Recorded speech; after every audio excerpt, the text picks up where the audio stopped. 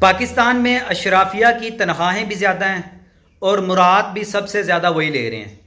حالانکہ غریب بندہ جس کی تنخواہ کم ہے اس کے اوپر ہر قسم کا بوجھ بھی ڈالا جا رہا ہے اور ٹیکس بھی وہی سب سے زیادہ ادا کر رہا ہے۔ اس کی کیا وجہ ہے؟ ڈاکٹر اورنگ زیب حافظ صاحب سے اس کا جواب سنتے ہیں۔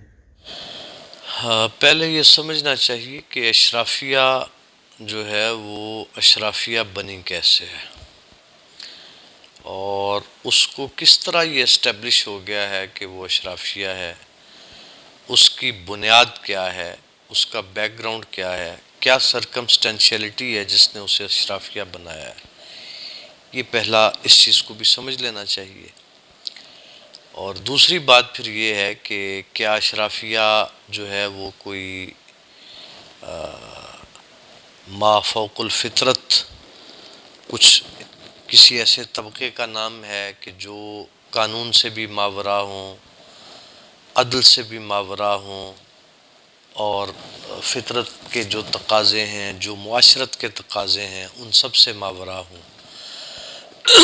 تو یہ اچھی طرح سمجھ لینا چاہیے کہ اشرافیہ بنیادی طور پر اسی معاشرے کا ایک طبقہ ہوتا ہے جن کے پاس کوئی ایسا لائسنس نہیں ہے جس کے تحت یہ بات باور ہو سکے یا یہ بات جسٹیفائیبل ہو کہ اب اشرافیہ جو ہیں، جیسے یہاں پر ہے کہ اشرافیہ کس کا نام ہے؟ اشرافیہ وہ سے کہتے ہیں یہاں پر کہ جو ان کا کتا بھی بیمار ہے تو اس کی دوائی انگلینڈ سے آ رہی ہے، اس کی میڈیسن انگلینڈ سے امپورٹ ہو رہی ہے۔ ان کا گھوڑا بیمار ہے تو اسپیشل چارٹرڈ طیارہ اس کو لے کر کیری کر کے جا رہا ہے، برطانیہ جا رہا ہے، جرمن جا رہا ہے۔ اور کسی کے کتے کے لیے بھی امپورٹڈ میڈیسن آ رہی ہے، اور کسی کا بچہ مر جائے تو اس کے لیے بھی میڈیسن لوکل بھی اویلیبل نہیں ہے۔ یعنی اشرافیہ کسی ایسے طبقے کا نام نہیں ہے کہ جو کوئی سب سے ماورا ہے اور اس پر کوئی قانون لاگو نہیں ہوتا، وہ کچھ نہیں ہے اور وہ صرف اسی لیے ہے۔ یہاں اصل میں بنا یہ لیا گیا ہے کہ اشرافیہ اس سلیکٹڈ ایلیٹ کلاس کا نام ہے جن کے پاس اپنی ایلیٹنس کی چاہے کوئی وجہ نہ ہو، کسی طرح جسٹیفائیبل نہ ہو ان کے لیے وہ سب کچھ جو وہ کر رہے ہیں، لیکن اس کے باوجود دوسروں کے خون کو نچوڑا جائے اور پبلک کا خون چوس کر اور اس اشرافیہ کے پاؤں میں وہ ان کے قدموں پر نظر کر دیا جائے۔ تو یہ سارا کنسیپٹ اصل میں غلط ہے۔ یہ تب ہوتا ہے جہاں پر سوشل جسٹس پریویل نہ کرتا ہو۔ سوشل جسٹس جہاں پریویل کرتا ہے یا اس کا کنسیپٹ ہی پریویل کرتا ہے اور اس کے حوالے سے لوگ کنسرن اپنا شو کراتے ہیں، وہاں ایسا کبھی بھی نہیں کچھ ہوتا۔ البتہ ہمارے ہاں چونکہ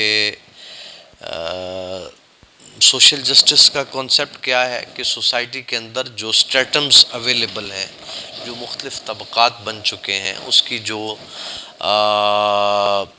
سٹریٹیفیکیشن جس طرح سے ہو چکی ہوئی ہے، اس کے اندر رہتے ہوئے اور وہ ان حدود اور قیود کو مد نظر رکھتے ہوئے جس سے معاشرے میں سو کالڈ یعنی وہ جو اشرافیہ جس کو آپ نے بھی ریفر کیا، ان کی ایسا نہ وہ کوئی اس کی مینیفیسٹیشن کر دی جائے کہ جس سے یہ باور ہو کہ یہ کوئی باقی سب انسان جو ہیں وہ ان کے مقابلے پر حیوان ہوتے ہیں اور یہی اصل میں انسان ہے، اور سارے ہیومن رائٹس جو ہیں وہ پول اپ ہو کر صرف انہی پر کنسنٹریٹ کریں گے۔ ایسا کچھ بھی نہیں ہے۔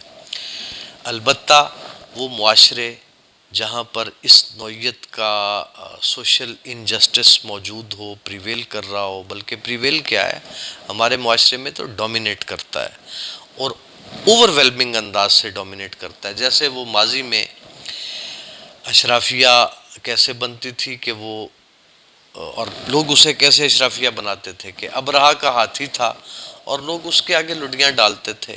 آج بھی وہی کچھ ہے۔